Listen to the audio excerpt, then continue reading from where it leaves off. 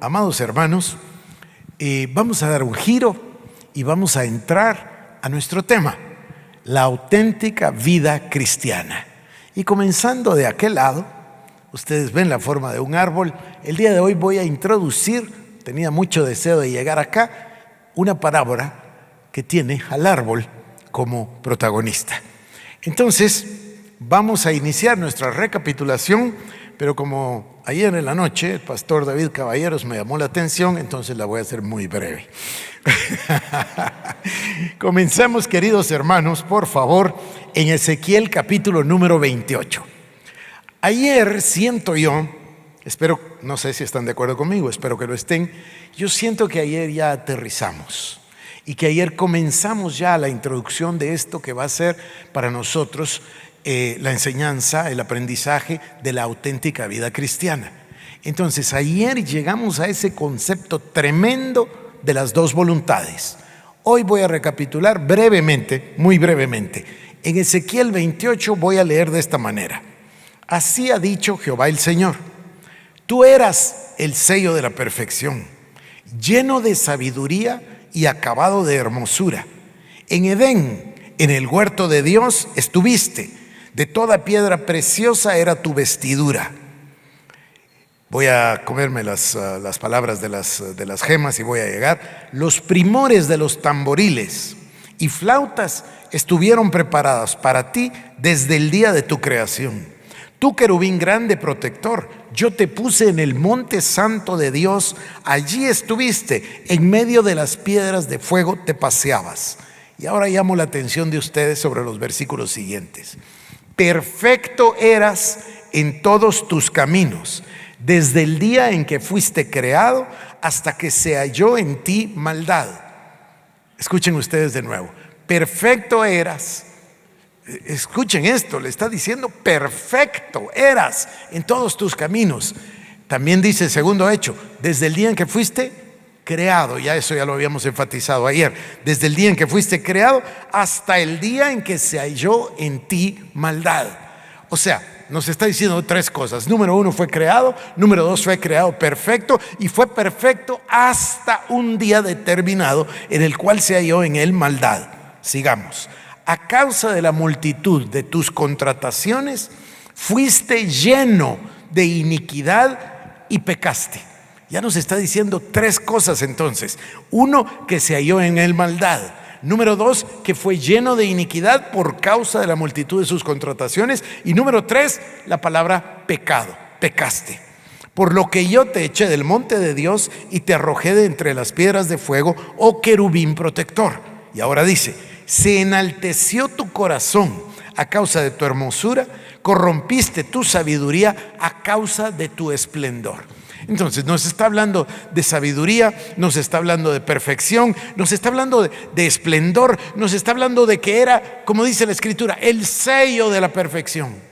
Sin embargo, hubo un día particular en que comenzó a acumularse en él la iniquidad o la maldad, hasta que fue lleno de iniquidad. En ese momento dice la palabra que debido a que se había enaltecido, debido a la multitud de sus contrataciones, se enalteció su corazón a causa de la hermosura, se corrompió su sabiduría y en un momento dice, fuiste lleno de iniquidad y pecaste. Entonces Dios ejecuta su juicio y dice, yo te eché del monte de Dios.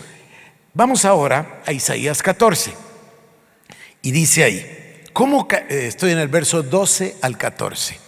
Isaías 14, versos 12, 13 y 14. ¿Cómo caíste del cielo, oh lucero, hijo de la mañana? Cortado fuiste por tierra, tú que debilitabas a las naciones. Ahora escuchen esto.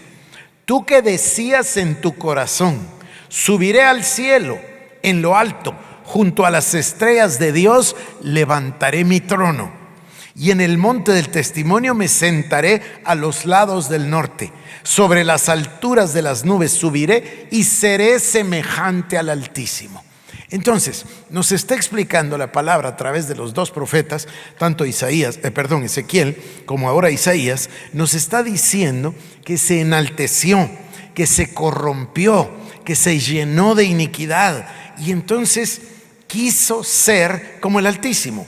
Dice, levantaré mi trono. Fíjense ustedes, quiso tener trono. Primero dijo, subiré al cielo, en lo alto, junto a las estrellas de Dios, levantaré mi trono.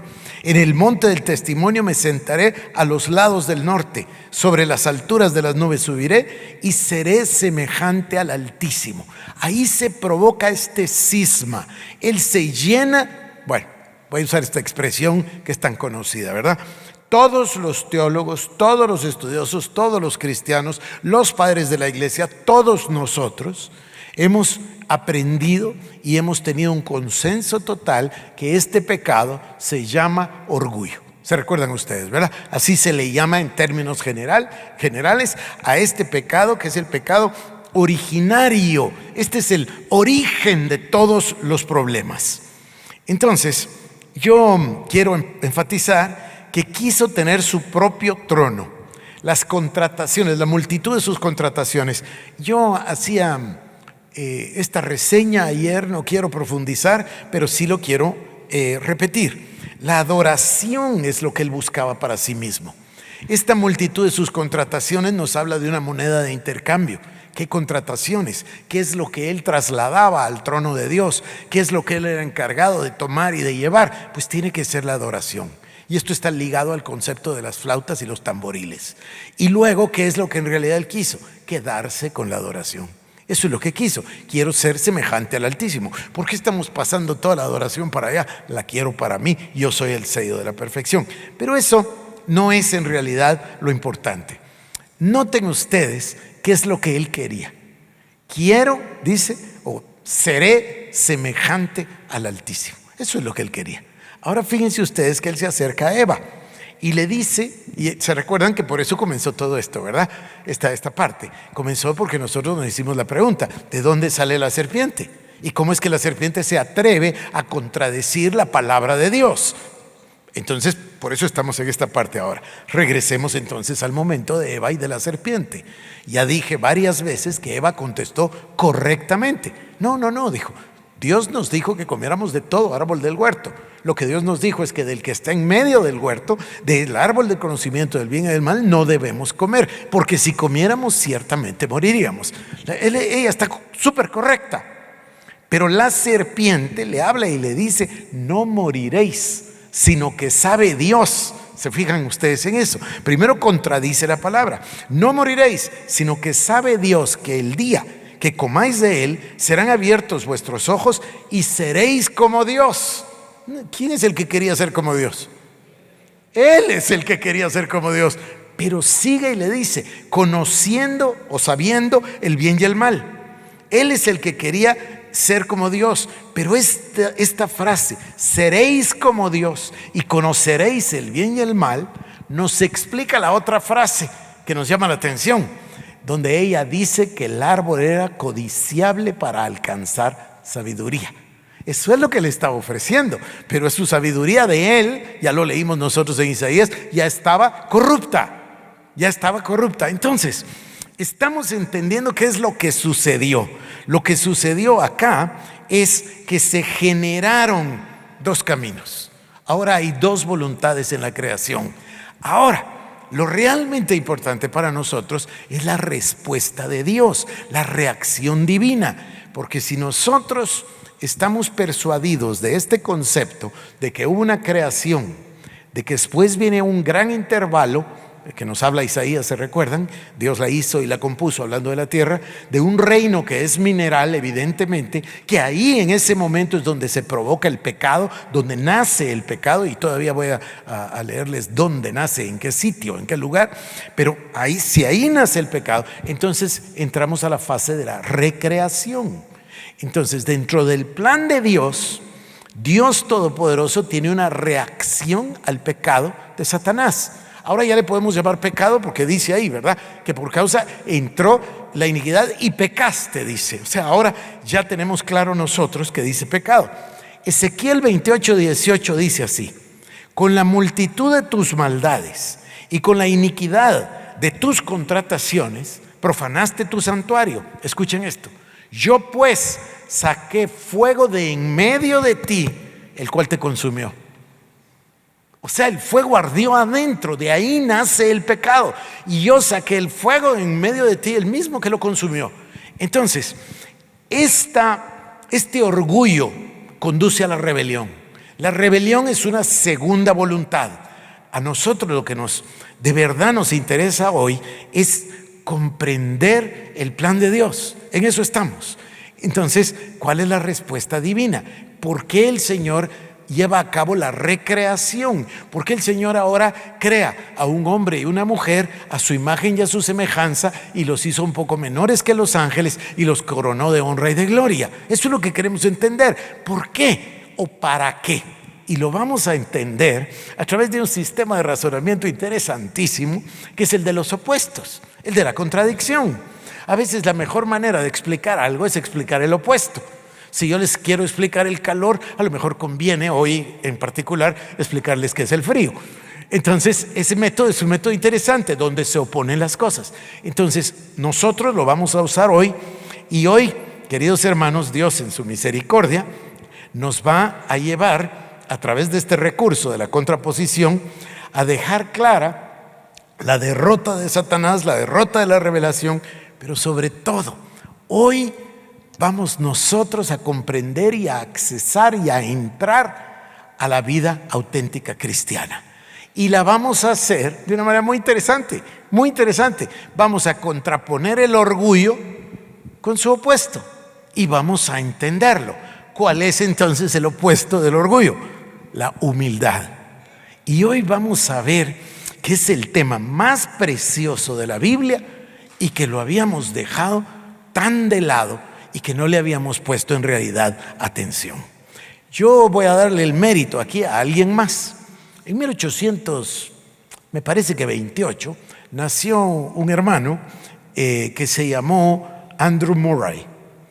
Pienso que escribió casi 200 libros y sus libros siguen bendiciéndonos a todos. Entonces, quiero yo leerles algunos extractos de un libro precioso de él que se llama, bueno, ha tenido varios nombres porque el libro ha sido impreso no sé cuántas veces, no sé, muchísimas, 20, 30, 40, en diferentes idiomas, etc. El título original era La humildad del Señor Jesucristo. Después se ha llamado de varias maneras, pero las últimas versiones, digamos de los últimos 20 o 30 años, se llama simplemente La humildad. Existe en castellano. Hoy yo mandé a buscar si hay en Guatemala para poder conseguir unos ejemplares y traerlos. Pero voy a leerles unos extractos. Quiero que sepan que no son míos, sino que le pertenecen al hermano Andrew Murray. Y voy a leerles varios extractos. Cuando miro al pasado en mi propia experiencia religiosa o miro en derredor de la iglesia de Cristo en el mundo, me quedo admirado cuando pienso que poco buscamos a la humildad, a pesar de que esta es la figura distintiva del discipulado de Jesús. Cuando nosotros tomamos en cuenta que la humildad es algo infinitamente más profundo aún que el arrepentimiento, y aceptamos que la humildad es nuestra participación en la vida de Jesús. Continúa Murray.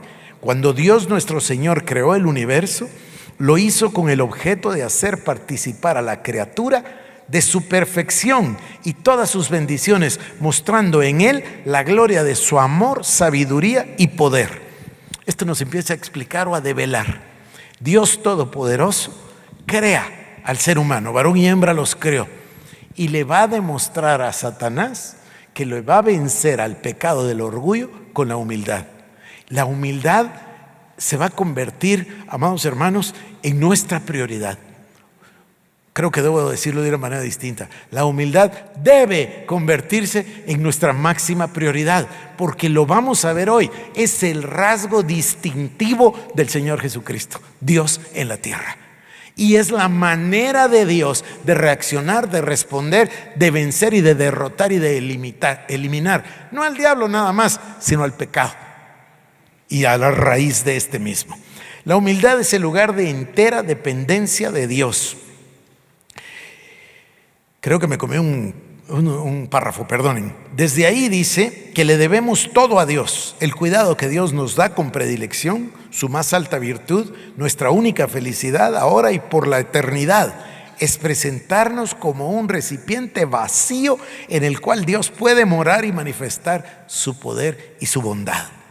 La humildad es el lugar de entera dependencia de Dios. Por esto la humildad, desde lo más profundo de la naturaleza de las cosas, es el primer deber y la más grande virtud de la criatura, y es la raíz de toda virtud. Contraponiéndolo, el orgullo es la raíz de todo el pecado. El orgullo es la raíz de todo el pecado. Vamos a describirlo un poco más adelante. La humildad es la raíz de toda virtud. Estamos ante los opuestos. Dice Murray, también el orgullo o la pérdida de la humildad es la raíz de todo pecado y maldad. No es sino cuando los ángeles caídos se empezaron a ver a sí mismos con autocomplacencia que entonces ellos desobedecieron y fueron arrojados de la luz del cielo a la oscuridad exterior.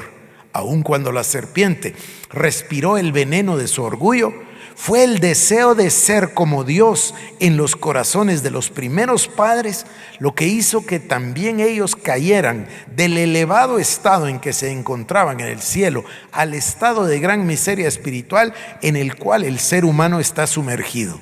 Tanto en el cielo así como en la tierra, el orgullo, la autoexaltación es la puerta, el verdadero nacimiento y la maldición del infierno. A mí este libro es apasionante. Primero Dios lo podamos conseguir. Quiere decir entonces que todo esto está haciéndonos saber o conocer que a través de la eternidad el orgullo puede, y de hecho lo hizo, degradar a los más poderosos ángeles y convertirlos en demonios.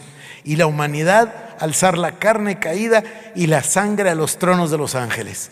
El orgullo debe realmente morir en nosotros, queridos hermanos. Nada, voy a decirlo de esta manera: el orgullo debe morir en ti, o nada del cielo va a vivir en ti. Voy a repetirlo: el orgullo debe morir en ti, o nada en el cielo va a vivir en ti, porque no van a coexistir. Ese es el problema. Voy a salirme del tema un instante con un paréntesis pequeño y decir esto. Voy a darles la sorpresa de decirles cuál es la mayor razón del por qué muchas oraciones no son contestadas. El orgullo. Lo voy a decir de una mejor manera: por la falta de humildad. La humildad es el vaciarnos completamente para que Dios sea todo en nosotros. Voy a decirlo de nuevo: el orgullo debe morir en ti, o nada del cielo puede vivir en ti. Bajo la bandera de la verdad hay que darse cuenta a sí mismo, a la mansedumbre y al espíritu humilde del Señor Jesús. La humildad debe sembrar la semilla, o no puede haber cosecha en el cielo. Fíjense, yo voy a decirlo así: tanto como tú tengas el orgullo dentro de ti, tienes el ángel caído vivo en ti. Miren qué palabras de Murray, ¿o no? Voy de nuevo: tanto como tú tengas el orgullo, tanto como tú tengas de orgullo dentro de ti, tienes del ángel caído dentro de ti, porque es la pura naturaleza. Tanto como tengas humildad, tienes tú al Cordero de Dios dentro de ti. Ahora, Jesús vino a traer de regreso la humildad, de regreso a la tierra. ¿Con qué objetivo? Con el objetivo de hacernos partícipes de ella. O sea, fíjense, pensemos un instante. Vino la caída, no estoy hablando de la caída de Adán y Eva, estoy hablando del diablo, lo que leímos en Ezequiel, en Isaías, etcétera, ¿no? Entonces, entra la iniquidad, él es lleno de iniquidad y peca, dice. Y como pecaste, te eché del monte santo, lo acabamos de leer. Bueno, esta es la entrada del pecado. Esta en realidad es la caída, la original. Bueno, Dios crea al hombre. Lo hace un poco menor que los ángeles, ya lo repetimos. Crea al hombre, varón y hembra los crea, pero los crea a su imagen y a su semejanza. Ya lo leímos también. Y el hombre se encuentra involucrado en el conflicto. Voy a parar aquí un instante. El domingo nosotros dijimos: Abraham viene volviendo de la guerra de los reyes de Kedorlaomer, Génesis 14 y 15. Viene regresando y le sale al encuentro Melquisedec. Le bendice: bendito sea Abraham del Dios Altísimo, y bendito sea el Dios Altísimo que entregó a sus enemigos en su mano. Y y le dio pan y vino, y Abraham le dio los diezmos de todo. ¿Qué pasa instantáneamente después? Inmediatamente después. se presenta el rey de Sodoma y le dice: mira, quédate con todo, pero dame a los hombres. Esa es la misma disyuntiva de siempre. Es la misma. Se va a repetir una y otra vez. Esto de los opuestos no está nada mal. Nos va a servir toda la vida, porque vamos a entender que es uno o el otro. Entonces, Adán y Eva, que están gozando del paraíso, de la creación perfecta de Dios, de la relación perfecta con Dios, de la relación íntima con Dios, esa relación que yo llamé vertical. Están gozando de la relación vertical y por ende una perfecta relación horizontal con toda la creación. ¿Y qué es lo que sucede? Aparece la serpiente, el animal más astuto, y le habla. ¿Y qué le habla? Le toca el orgullo. Seréis como dioses. En realidad era la serpiente la que quiere ser Dios, pero se lo puso al ser humano y allí se generó una semilla. Por eso yo tengo tanto entusiasmo de compartirles mi parábola personal. Esta sí la inventé yo, mi parábola del árbol. Se los voy a compartir porque se dan cuenta ustedes de lo que pasó ese día. Ese día había una semilla. A ver, voy a comenzar con mi parábola. Todo un árbol, no importa cuán grande sea, depende de la vida de una semilla. Voy a decirlo de esta manera. Toda la semilla, todo el árbol ya está presente en la pequeña semilla. Acá tenemos nosotros 2 árboles. Yo solía vivir aquí a la vecindad hace muchos años y entonces fui y conseguí unas semillas y sembré y brotaron unos arbolitos que eran de araucaria. Y brotaron y los guardé en una pequeña maceta. Y después crecieron, entonces los tuve que cambiar de maceta. Y crecieron y yo sabía que no iba a vivir ahí siempre, entonces no los quería sembrar en la tierra. Entonces crecieron a otra maceta, ya no había macetas. Así que yo mismo fui a comprar un tonel, de esos toneles de metal. Y me acuerdo que me costó muchísimo la cortada del tonel y después abrirle los agujeros al tonel, porque era lo más grande que había. Y la araucaria creció y llegó un momento que yo dije, bueno, ya no da más, ya no encuentro otra maceta más grande que esta. Entonces se me ocurrió y los vine a sembrar ahí cerca de donde yo me estaciono están las 2 araucarias, son gigantes y cada vez que las veo me acuerdo de toda esa historia y me maravillo. Pero mi punto es, esas araucarias ya estaban completas en la semilla. Entonces la semilla que tenía Adán y Eva, ¿qué semilla era? Era una semilla perfecta. El árbol de la vida de Adán y Eva era una semilla perfecta a imagen y semejanza de Dios. Era perfecta. ¿Qué es lo que busca la serpiente? La serpiente busca sembrar otra semilla y logra sembrar otra semilla. ¿Y qué es lo que siembra? Su semilla. Su semilla. La siembra en Eva, siembra la duda, siembra la contradicción y por supuesto siembra la iniquidad y dice que siembra la codicia, porque Eva vio que el árbol era codiciable para alcanzar sabiduría. O sea que a Eva sí le llamó la atención la expresión de la serpiente. No moriréis, sino que sabe Dios que se les abrirán los ojos y no moriréis, sino que seréis como dioses. Entonces ella dice, la semilla, el fruto del árbol era fruto codiciable para alcanzar la sabiduría. Entonces come. Ya hablamos del fruto y por qué es un fruto y por qué lo dice de esa manera la palabra. ¿Qué pasa cuando come? Pasa a ser parte de ella y ahí hay otra semilla. Y luego dice la palabra a través del apóstol Pablo que por el pecado de uno, Adán, entró el pecado en todos. Esto se explica en el libro de Génesis porque dice que cuando Eva y Adán, ya fuera del jardín, expulsados después del pecado, conciben y dan a luz a su hijo es a imagen y semejanza de ellos. Es otro árbol, es diferente, es distinto. Si ustedes quieren hablar de un injerto, hablen de un injerto, está bien, pero se dan cuenta, es otro árbol, es diferente. ¿Y cuál es la semilla del árbol del diablo? El orgullo. Entonces, ¿cómo reacciona Dios? ¿Cómo reacciona? Es que es una maravilla, estoy anonadado. Entonces, Dios, el Olam, el Eterno, el Dios maravilloso, que siempre ha estado con Dios el Padre, el Verbo, y con el Espíritu, dice, yo voy a ir a la tierra. Yo voy a tomar forma humana y les voy a demostrar cómo se vence al orgullo. Yo voy a ir y voy a humillarme y voy a tomar forma de siervo y me voy a humillar hasta la muerte, y no solo muerte, muerte de cruz. Y en la cruz voy a demostrar que la humildad vence al orgullo. Esto suena precioso. Espérense a oír la segunda parte. Y les voy a dar mi naturaleza, y ellos van a ser como nosotros. Y ellos van, ¿por qué como nosotros? Porque va a llegar a ser la novia del Cordero, y va a ir a las bodas del Cordero, y va a reinar con Cristo por los siglos de los siglos, con su naturaleza. Ahora, ¿cuál naturaleza? La humildad. La humildad. Lo que estamos aprendiendo hoy, queridos hermanos, miren, me gustó mucho como Edgar dijo, fenomenal, maravilloso, ya no tengo palabras, pero es que así es la vida del cristiano. Se nos acaban los superlativos porque servimos a un Dios tan extremadamente maravilloso. Además, misericordioso, compasivo y amoroso, porque Él es amor.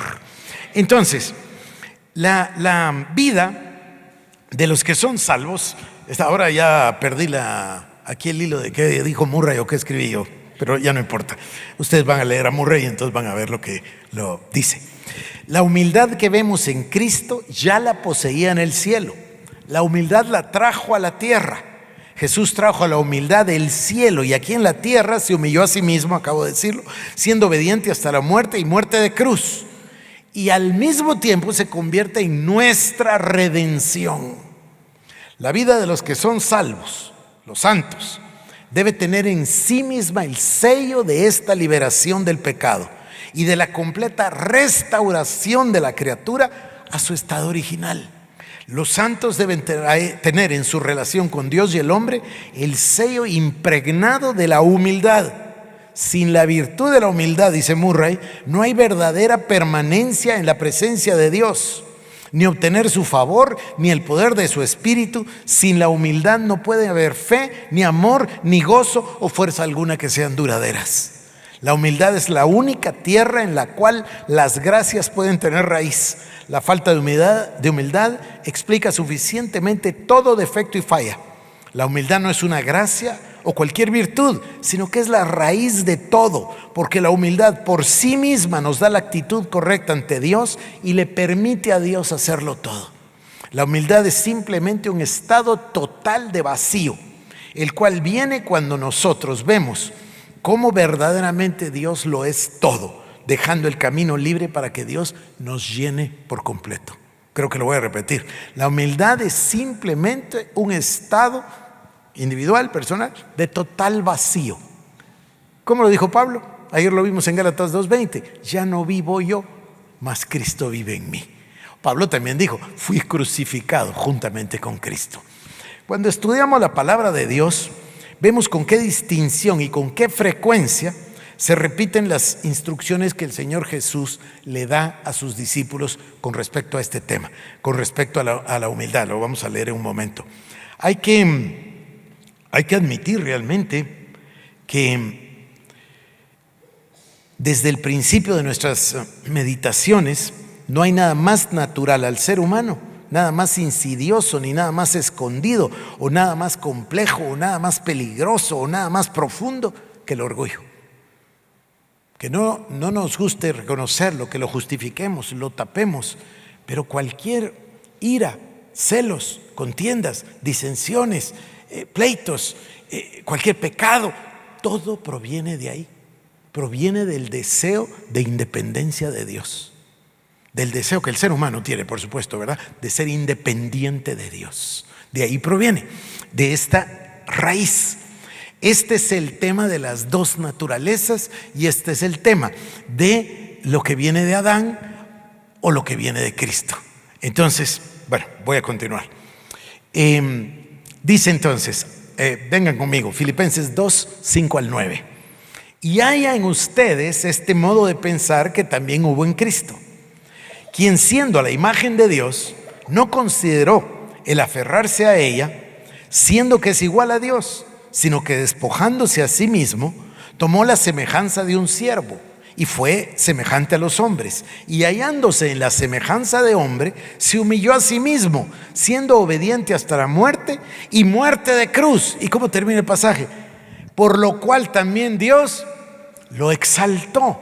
¿No es el Señor Jesús el que dijo que todo el que se exalta será humillado y que todo el que se humilla será exaltado? Pero no son palabras, son hechos de su vida. Lo hizo delante de nosotros, ese sacrificio de Cristo. Recuerden, no pierdan de vista que estamos viendo el panorama completo del plan de Dios. Sigamos, Romanos capítulo 5, verso 12. Y tengan en mente la semilla. Por tanto, como el pecado entró en el mundo por un hombre y por el pecado la muerte, así la muerte pasó a todos los hombres por cuanto todos pecamos. Aquí creo que ustedes ya adquieren una claridad de pensamiento sobre la diferencia entre los pecados y el pecado. Aquí no estamos hablando de los pecados, aquí estamos hablando del pecado, de lo que hay adentro de esa naturaleza, ¿verdad? Y a causa de Adán, el pecado entró en todos. El orgullo tiene su raíz y fuerza en un terrible poder espiritual. Está fuera de nosotros, así como está dentro de nosotros. Tan necesario es que confesemos y detestemos nuestro orgullo como saber que es absolutamente satánico. Y a veces el ser humano lo viste, ¿verdad? Lo viste de autocompasión, lo viste de legalismo, lo viste de religión. Hay muchísimas maneras, pero lo que hoy queremos es reconocer la raíz. Mire, mi parábola sigue de esta manera. Mi parábola, en realidad, que no la inventé yo, solo la modifiqué. Porque un día yo estaba en Brasil con el hermano T.L. Osborne y entonces tuvimos un rato entre servicios y entre prédicas y yo no sé, no recuerdo exacto de qué estábamos hablando y él dijo, bueno, tú sabes, los hombres son como árboles, van por la vida dejando hojas tiradas. Bueno, el Señor Jesús lo dijo, por sus frutos los conoceréis. Y eso es así. El hombre va por la vida y deja hojas tiradas todos los días. Y nosotros, fíjense bien, miren qué sencillo, recogemos una hojita y ¿qué hacemos cuando recogemos una hoja? La vemos, la olemos, ¿sí o no? Esta es de un árbol de naranja. Este es un pino. Y reconocemos el árbol por la hoja. A lo mejor y la hoja la recogimos muy lejos, pero reconocemos el árbol por la hoja. Eso es lo que el Señor dice de reconocer por sus frutos. Dice, los conoceréis.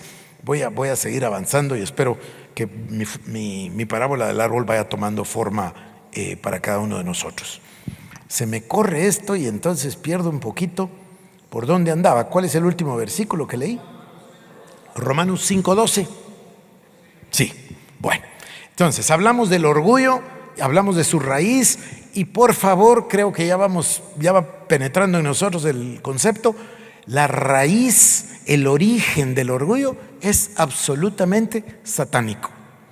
Entonces, en vez de desesperarnos, nos sentaría mejor el darnos cuenta y aceptar un poder y una vida también fuera de nosotros, que es la humildad que bajó del cielo y que nos trajo el Cordero de Dios para expulsar a Satanás y su orgullo. Ningún árbol puede crecer sino sobre la raíz sobre la cual brotó. Aun cuando necesitamos ver a Adán y su caída para conocer el poder del pecado dentro de nosotros, necesitamos conocer al segundo Adán, Cristo y su poder para obtener dentro de nosotros una vida de humildad tan real, permanente y dominante como había sido el orgullo en nosotros. Esa independencia de Dios debe morir, debe quedar totalmente fuera. Tenemos que quedar totalmente vacíos. Tenemos nuestra vida por Cristo y en Cristo, tan verdadero o más verdadero que aquella obtenida por Adán. Entonces debemos caminar, Colosenses 2, 18 y 19, enraizados en Él, estando unidos a Cristo Jesús, la cabeza, de que en todo el cuerpo crece con el conocimiento que da Dios. ¿Qué sucede entonces en el nuevo nacimiento? En el nuevo nacimiento, fíjense ustedes, dice la palabra, el que naciere de nuevo, el que creyere y fuere bautizado, será salvo. ¿Por qué el bautismo?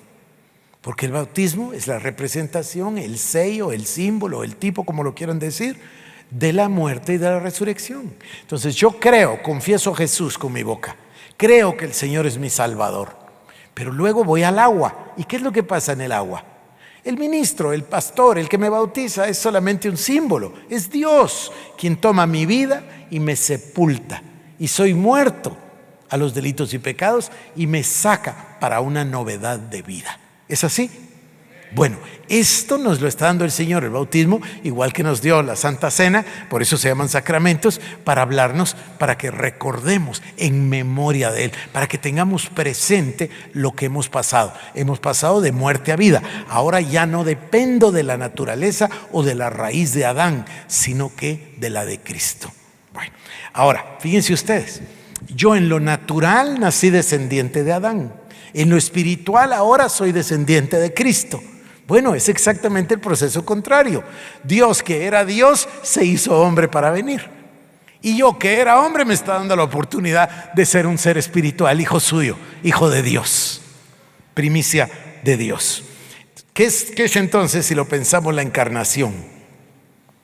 ¿No es acaso la humildad celestial? La encarnación es Dios humillándose a tomar forma de hombre. Voy a llegar en eso en un momento. Nuestra única necesidad entonces, repito, es el estudio, conocimiento y confianza en la vida que nos ha sido revelada en Cristo Jesús, que es la vida nuestra de ahora, y nuestro consentimiento para ganar posesión y dominio total de nuestra vida. Ayer yo lo dije de esta manera: no podemos hacer nada por Irak, ni por Irán, ni por toda la tierra. No, lo que nos toca es dominar completamente esta tierra, esta porción de tierra que es aquella en la cual me dio dominio total. Fíjense, los que somos padres de familia, nosotros amamos a nuestros hijos más que cualquier otra cosa, más que cualquier otra persona, a nuestra esposa y a nuestros hijos, pero no podemos hacer cosas por ellos. A veces se siente una limitación tremenda, entonces uno ora y ayuna, pero no puede actuar porque no tiene uno el dominio, porque ellos son una persona individual. El único donde tengo el 100% de dominio es sobre este. ¿Están conmigo? Entonces mi trabajo de transformación es a lo interno, vaciarme para tener una vida cristiana normal, así la llama Watchman Nee, o una vida auténtica cristiana basada en el conocimiento, entendimiento y, mejor todavía, práctica de la palabra de Dios en nuestra vida y en nuestra vida completa. Porque también tenemos la mala costumbre de separarla y compartimentalizarla. Entonces esto es lo del domingo, esto es lo del trabajo, esto es lo de la familia. No es cierto, es una sola vida. Debemos ser los mismos en nuestra vida completa, en nuestra vida total. Repetimos lo de la encarnación. Es que a mí me parece maravilloso.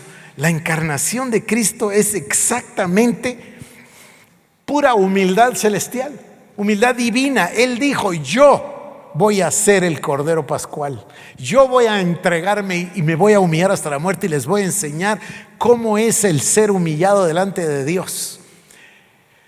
Fíjense ustedes que una gran duda de los discípulos, de los apóstoles y de todos los cristianos, y en especial de aquellos que leen por primera vez los evangelios, pero uno los vuelve a leer y sigue otra vez maravillado, cómo Jesús realiza todos estos milagros. Y Él, por supuesto, nos va explicando que es porque es la voluntad de Dios y que el que los hace es Dios. Hoy vamos a ver un poco más de eso, porque Él dice: no soy yo a cada momento. Yo vine, dice, para hacer no mi voluntad. O sea, vamos a entender que lo que sucede es la entrega de Cristo, la entrega de Cristo a la voluntad de Dios. Estoy hablando de Jesús en la tierra, Jesús el ser humano, el hombre en la tierra, y eso genera todo lo que nosotros vemos. Y luego todavía dice: milagros mayores que estos haréis vosotros en mi nombre. Es una cosa extraordinaria, ¿o no? Es una cosa extraordinaria. Más extraordinario me parece cómo se pueden quedar tan callados, pero está bien. Entonces, la vida de Jesús sobre la tierra es una demostración plena de humildad. Se asemejó a un siervo, se humilló hasta la muerte de cruz. Ya lo vimos una y otra vez. Pero incluso la resurrección y su ascenso al cielo y su gloria, escúcheme, es la humildad exaltada. Voy a repetirlo.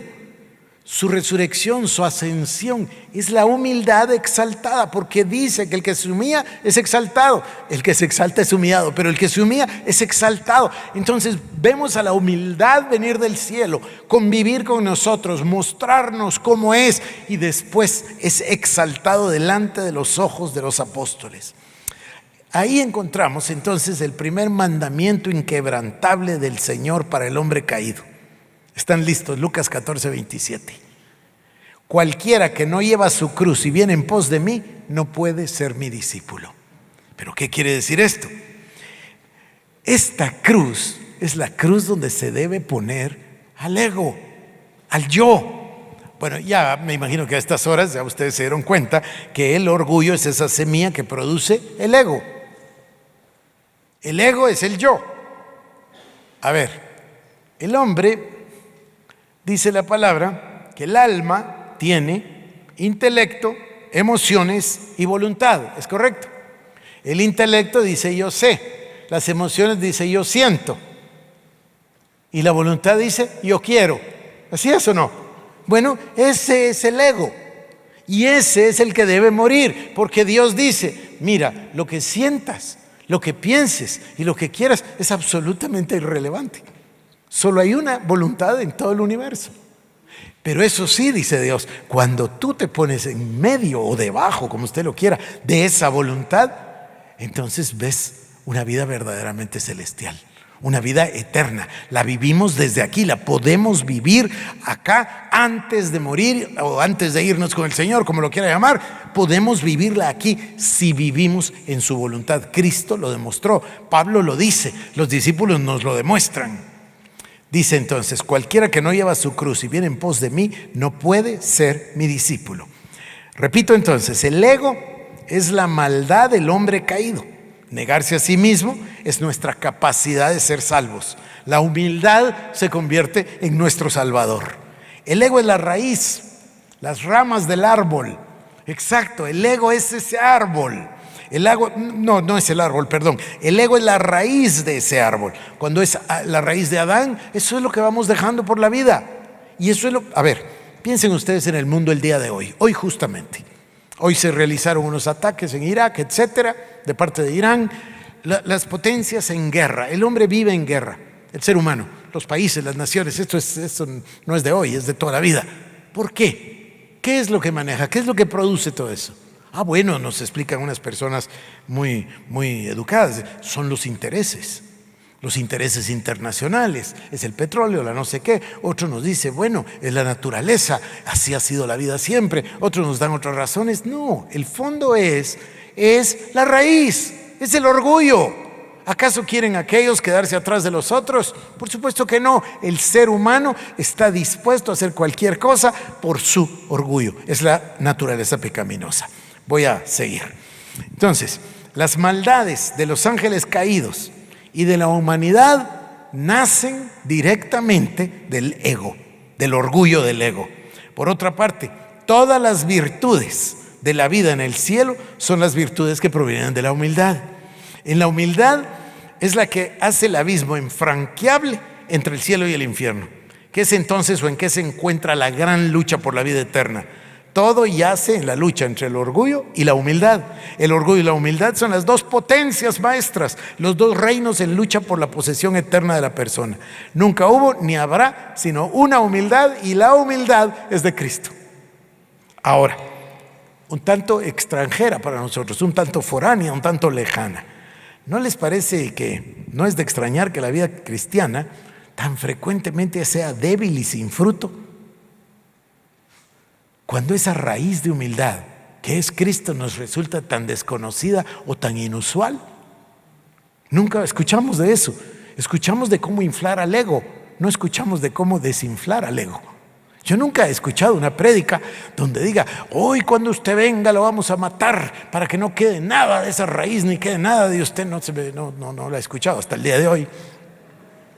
Vamos, queridos hermanos, las manifestaciones del temperamento, La hipersensibilidad, la irritación, los sentimientos de amargura, la desavenencia, incluso la depresión, todo tiene su raíz en el orgullo que aún se busca a sí mismo. Lucas 14:11. Porque todo el que se exalte será humillado y el que se humilla será exaltado. Juan 5:19. Esto quiero yo mostrarles, esto es apasionante. Esta es la expresión verbal de la humildad de Cristo en sus propios labios. Juan 5:19. Jesús dice: por eso Jesús respondiendo les decía: en verdad os digo que el Hijo no puede hacer nada por su cuenta, sino lo que ve hacer al Padre. Porque todo lo que hace el Padre, eso también hace el Hijo de igual manera. ¿O qué les parece Juan 5:30? Yo no puedo hacer nada por iniciativa mía. Como oigo, juzgo, y mi juicio es justo, porque no busco mi voluntad, sino la del que me envió. O Juan 6:38. Porque he descendido del cielo no para hacer mi voluntad, sino la voluntad del que me envió. O Juan 8:48 al 50. Contestaron los judíos y le dijeron: ¿no decimos con razón que eres samaritano y tienes un demonio?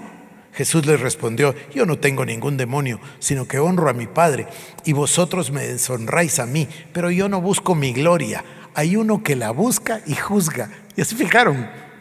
Creo que tengo que volver a leerlo. Escúchenlo con atención. Contestaron los judíos y le dijeron: ¿no decimos con razón que tú eres samaritano y tienes un demonio? Por supuesto que habría que leer el capítulo completo.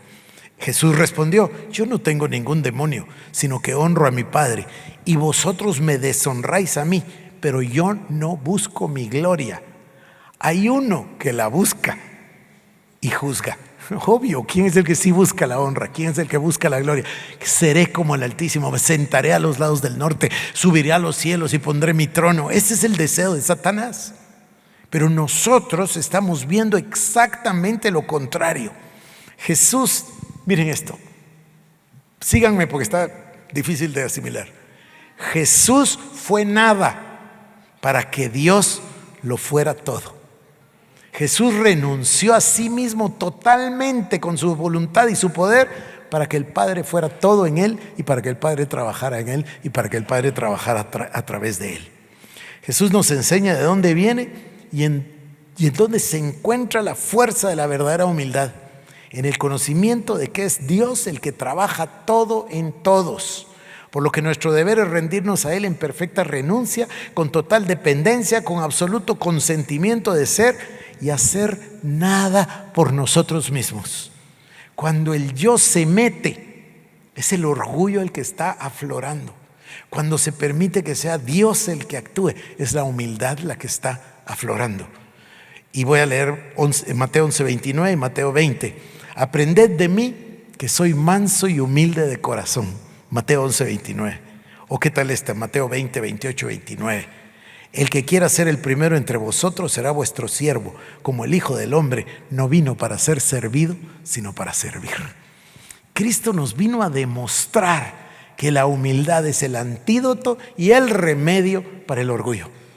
Ahora, no es una humildad en el sentido de que yo comience a actuar o quiera yo ser de cierta forma para lucir humilde. No es eso a lo que me refiero.